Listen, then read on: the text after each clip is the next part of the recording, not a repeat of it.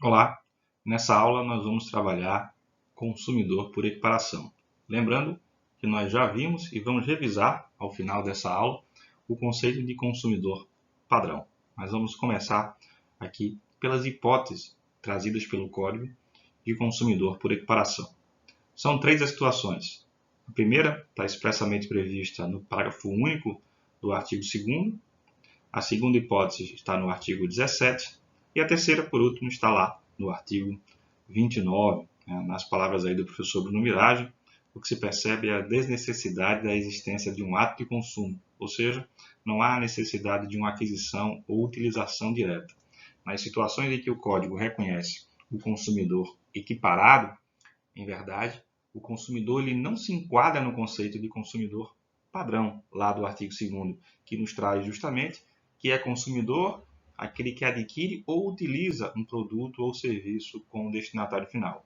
Então, nesse aspecto, nenhuma das três hipóteses, então, o consumidor, aquela pessoa, poderia ser considerada consumidora para fins de enquadramento do caput do artigo 2º.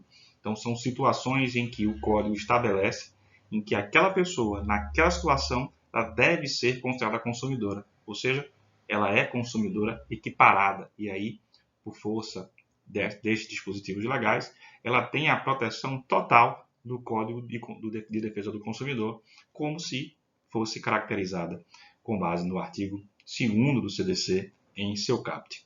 Vamos lá, vamos ver cada uma dessas possibilidades.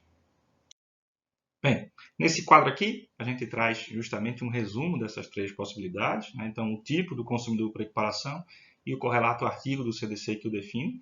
Então, a gente tem no artigo 2º, parágrafo único, a coletividade de pessoas que haja intervindo nas relações de consumo. No artigo 17, a gente tem as vítimas dos eventos danosos. E no artigo 29, as pessoas expostas às práticas comerciais desleais.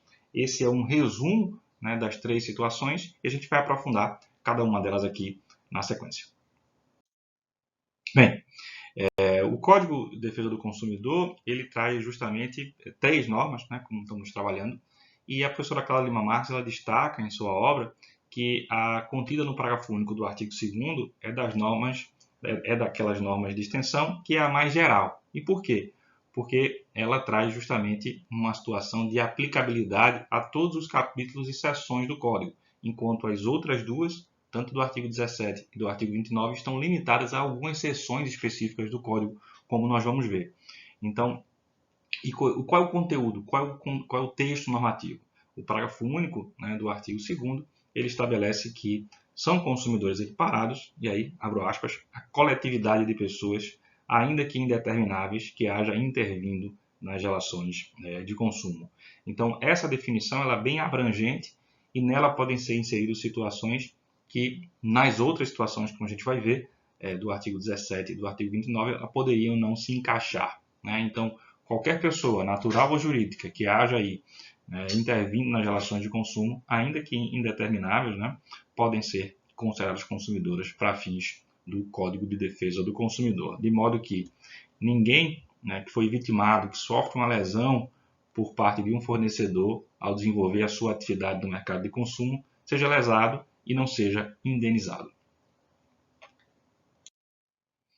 Vamos trabalhar então agora o artigo 17 especificamente, que trata justamente da equiparação aos consumidores de todas as vítimas de eventos danosos. Esse artigo 17 ele fecha justamente a seção que trata da responsabilidade do fornecedor por fato do produto, fato do serviço. Então, se houver um fato do produto, um fato do serviço, chamado acidente de consumo, o defeito, como nós já vimos em outra aula, se você não assistiu essa aula ainda, recomendo que você assista para compreender esse conteúdo. Então, o artigo 17 ele equipara as vítimas de eventos danosos causados justamente por defeitos nos produtos ou serviços colocados no mercado de consumo. Então, o fornecedor, ao prestar um determinado serviço no mercado de consumo, ele lesa um consumidor, ele é obrigado a reparar. Mas se ele lesa um terceiro, um transeunte, uma pessoa, imaginemos aí um prestador de serviço usando um veículo, e aí ou um acidente de avião, ou um transporte de carga, um veículo colide com outro de um terceiro. Aquele terceiro poderia ser considerado consumidor, já que ele não adquiriu nem utilizou um produto ou serviço. É justamente aí que entra o artigo 17.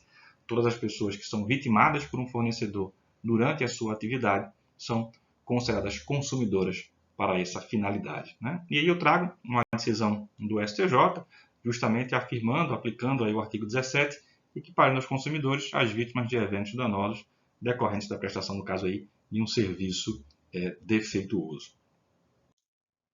E agora a gente chega ao artigo 29, né, que é um artigo que está aplicado aí em dois capítulos, os capítulos relativos às práticas comerciais leais e o capítulo pertinente à proteção contratual.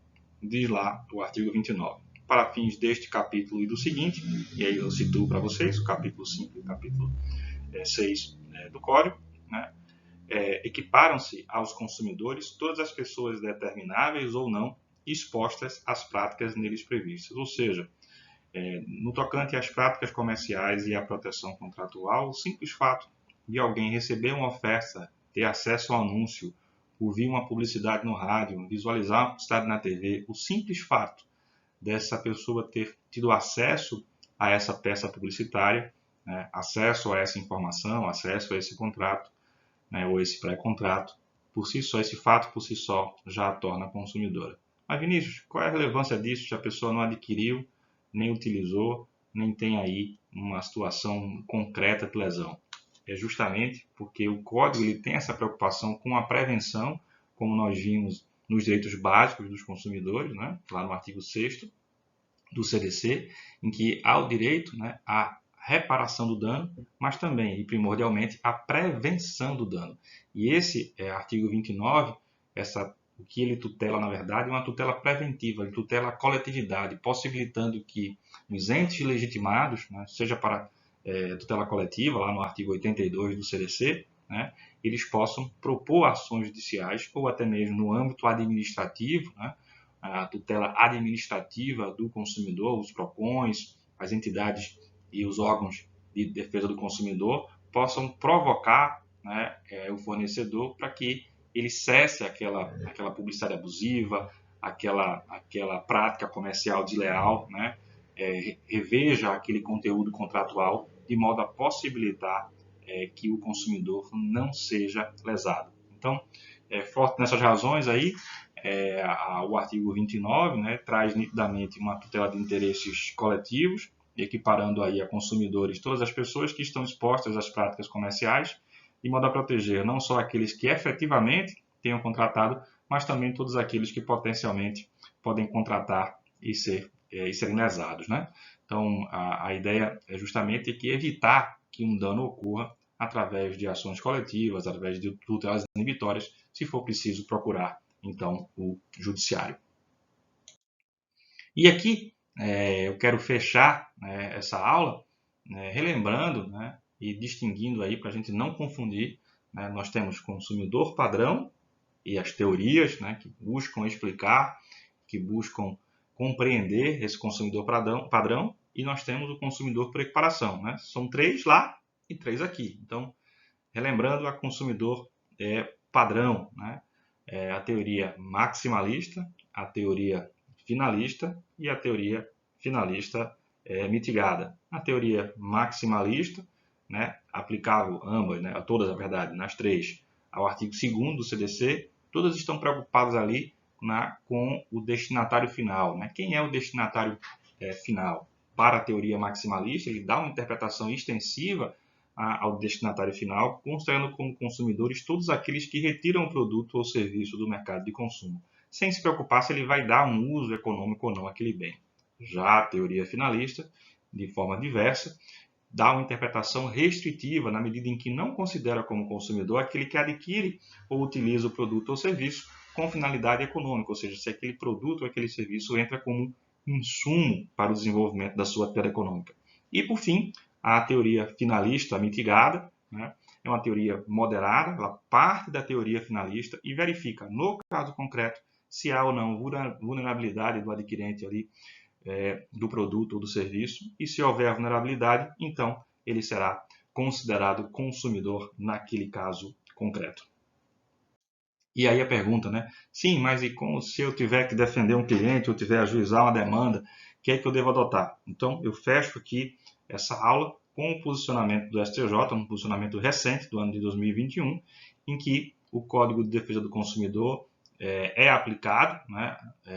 Há relações em que há um abrandamento da teoria, ou seja, é aplicada a teoria finalista mitigada, sempre que demonstrada ali a situação de hipossuficiência técnica, jurídica ou econômica da pessoa jurídica, que inclusive autorizando aí, e aí reconhece o acórdão de maneira excepcional a aplicação das normas do CDC, justamente por força da teoria finalista mitigada. Então, com isso a gente encerra esse conteúdo.